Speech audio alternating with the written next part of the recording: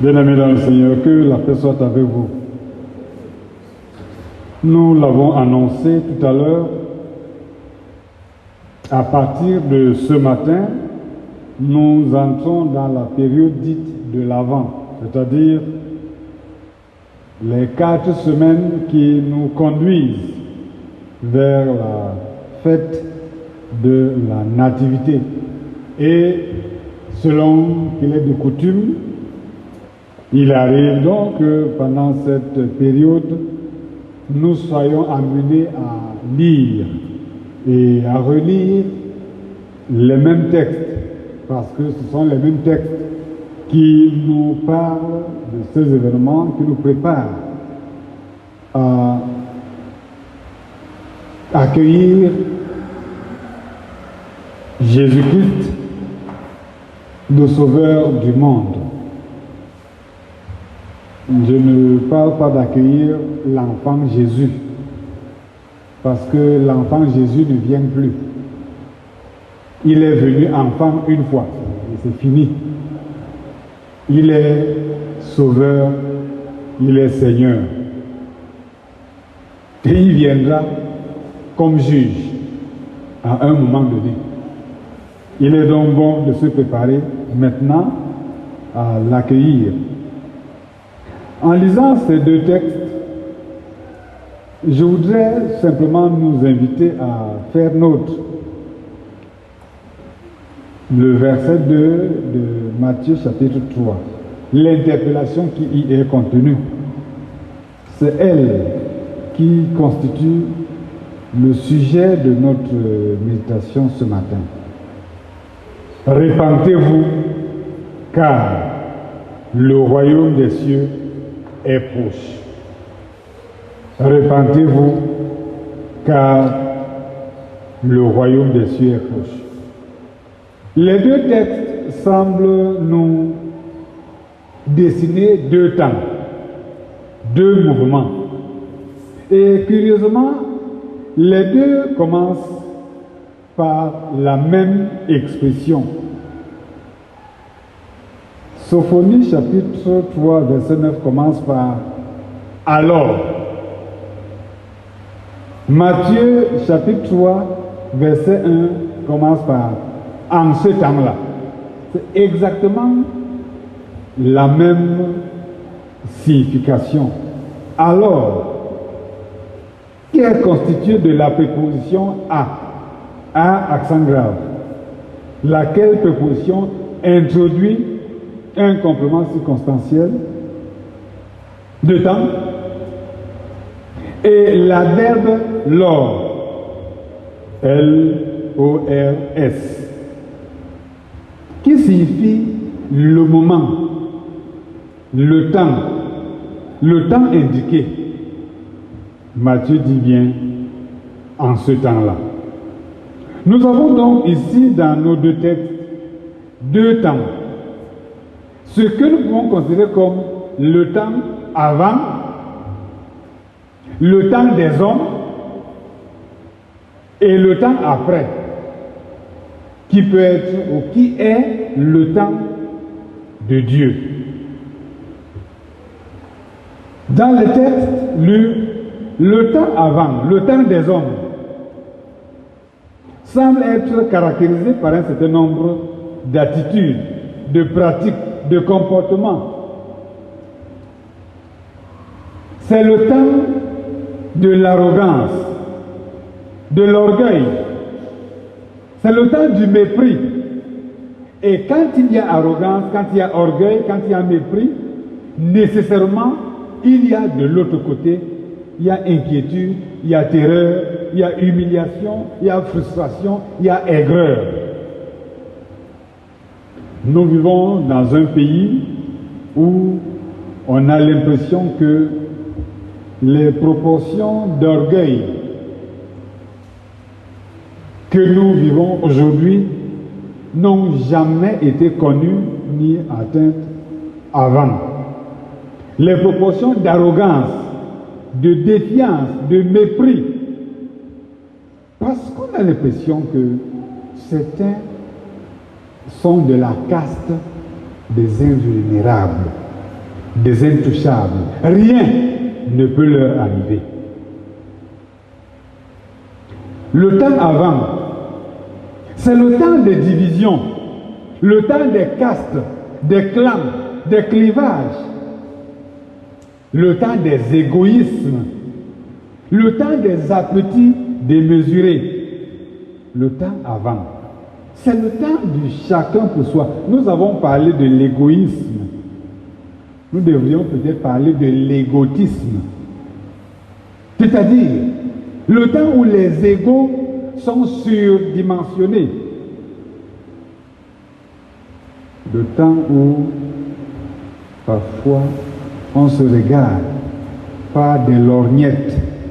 Il faut bien voir de quelle couleur est l'autre. Il faut bien connaître de quel village il est originaire.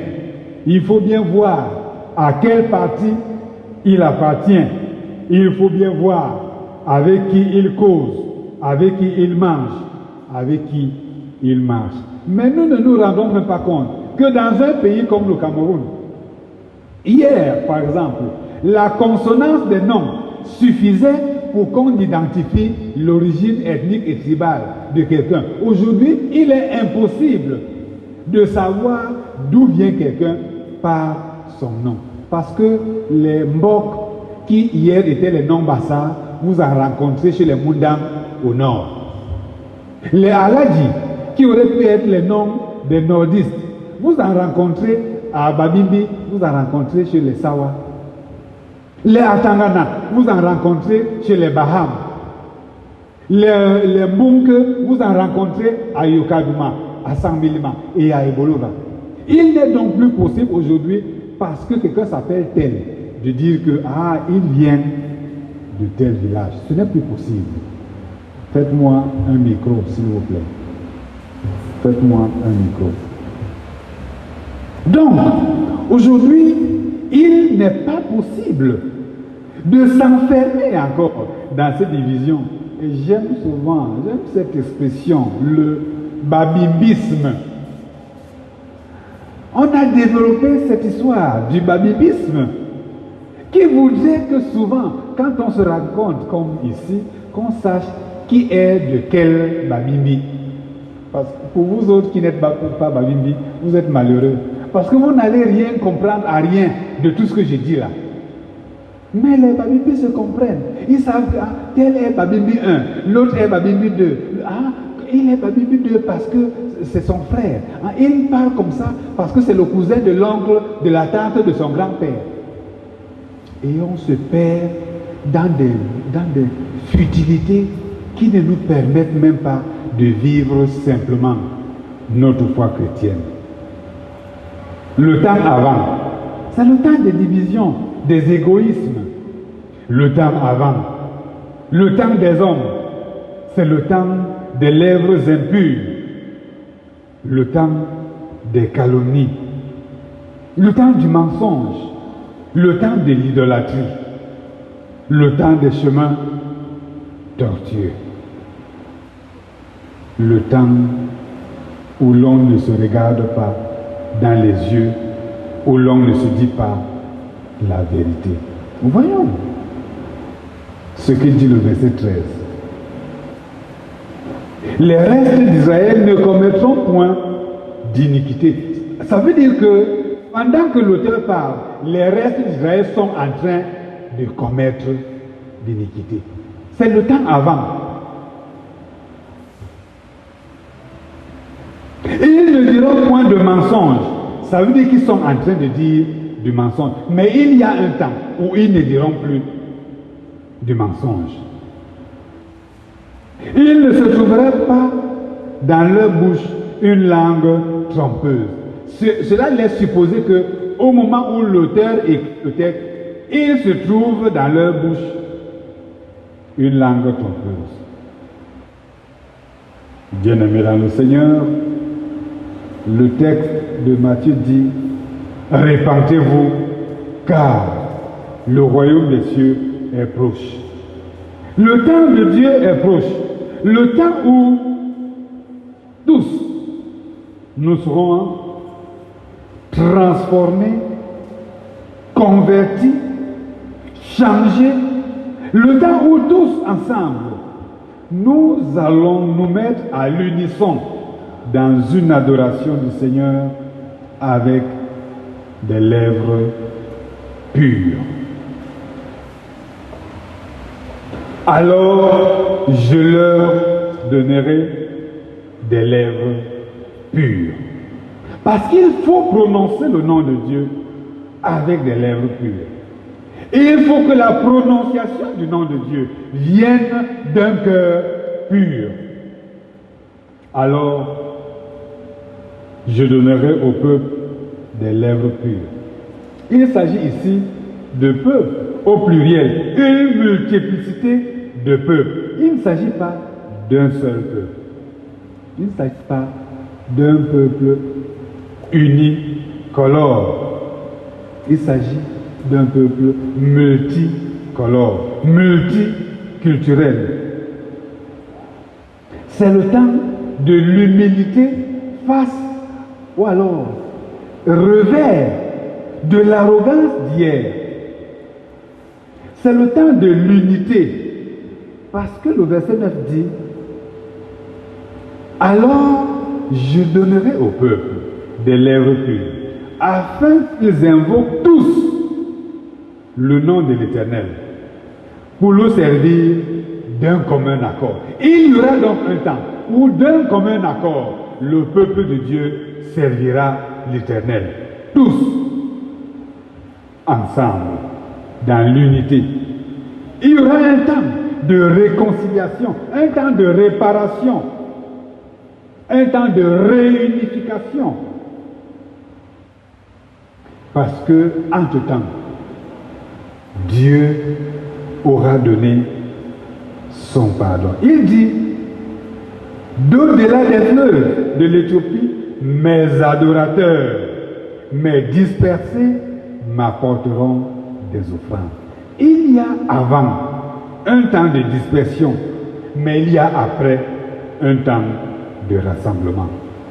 Et en ce jour-là, tu n'auras plus à rougir de toutes tes actions par lesquelles tu as péché contre moi. Parce qu'avant, il y a eu péché, mais le temps de Dieu apporte le pardon. Car j'ôterai du milieu de toi ceux qui triomphaient avec arrogance.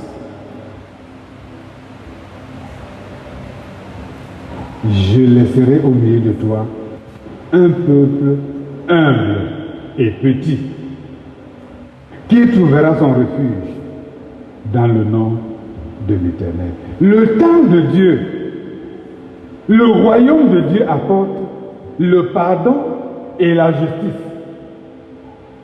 Le royaume de Dieu apporte la paix. Parce que le texte dit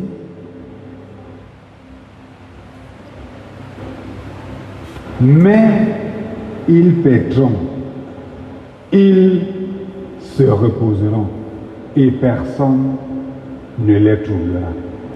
Ils paîtront, c'est-à-dire qu'ils iront dans les pâturages, ils auront de quoi manger et ils vivront en quiétude, pas en inquiétude, ils vivront en quiétude, ils vivront en paix parce que le royaume de Dieu sera arrivé. Voilà pourquoi Jean-Baptiste fait retentir le même appel en disant: préparez le chemin du Seigneur, aplanissez ses sentiers.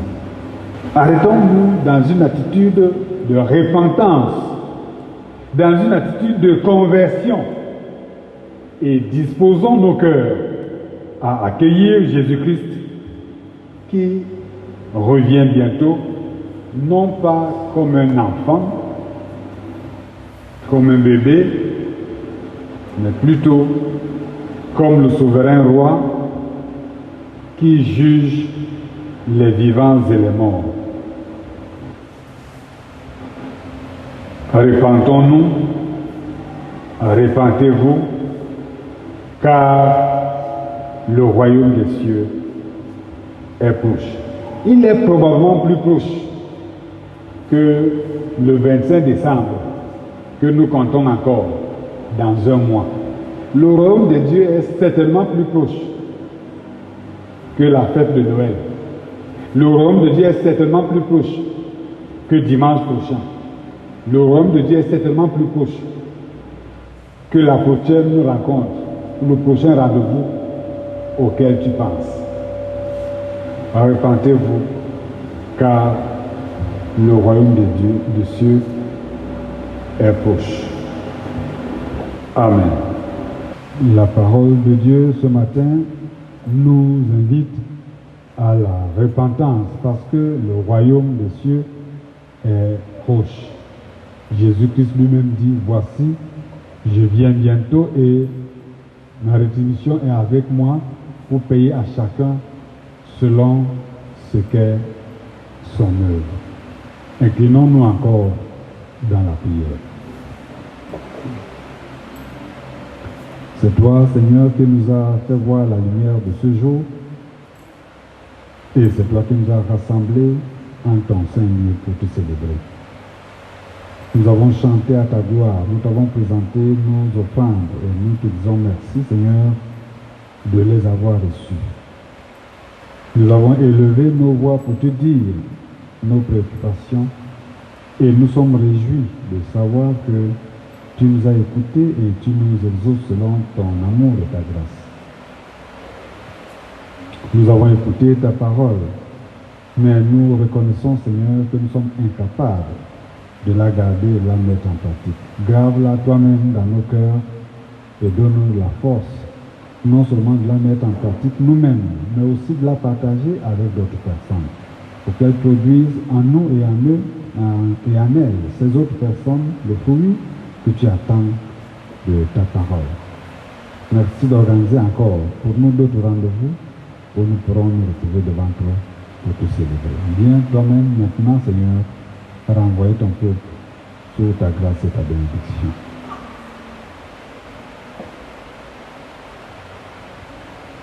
Que l'Éternel, Dieu Tout-Puissant lui-même, vous bénisse et vous garde.